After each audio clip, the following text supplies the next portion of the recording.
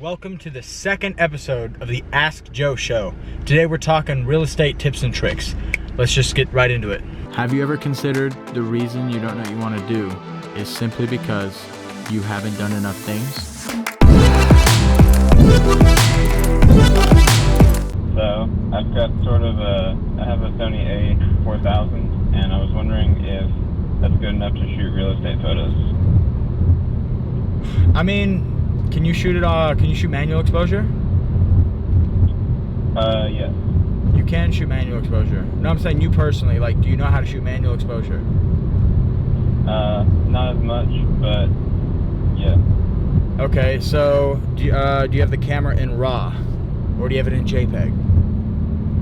It's in JPEG. So right there, you've got some room to grow into the camera, and so I would say next, watch some videos and just kind of learn your craft a little bit with that camera so that you can be comfortable in a situation. And when it comes to real estate photos, there's plenty of tips and tricks out there, but I would say the biggest thing getting started is having a wide lens for that camera. The wider the better, because that's going to be more of the inside of the houses that you're going to be able to capture. You're always going to be able to capture the outside of the houses as well.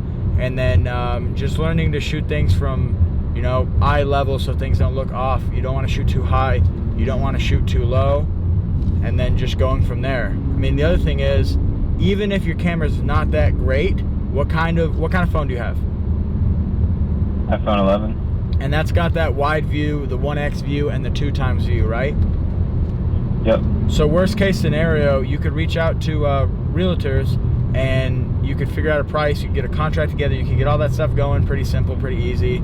And you could literally just ask, do your sales pitch, get shooting some houses, and you could use the camera as a front.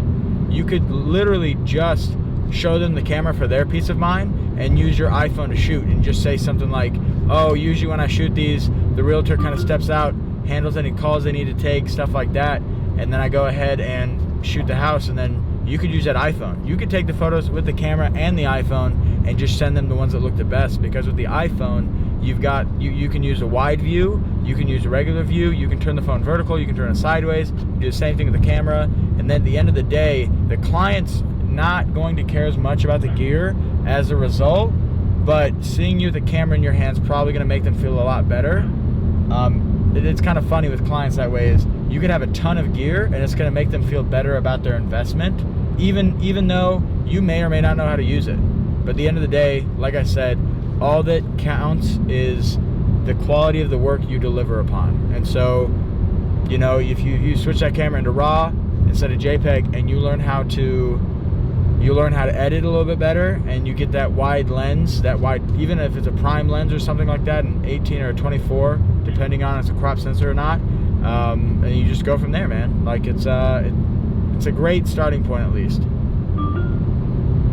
All right, thank you very much. Absolutely, man.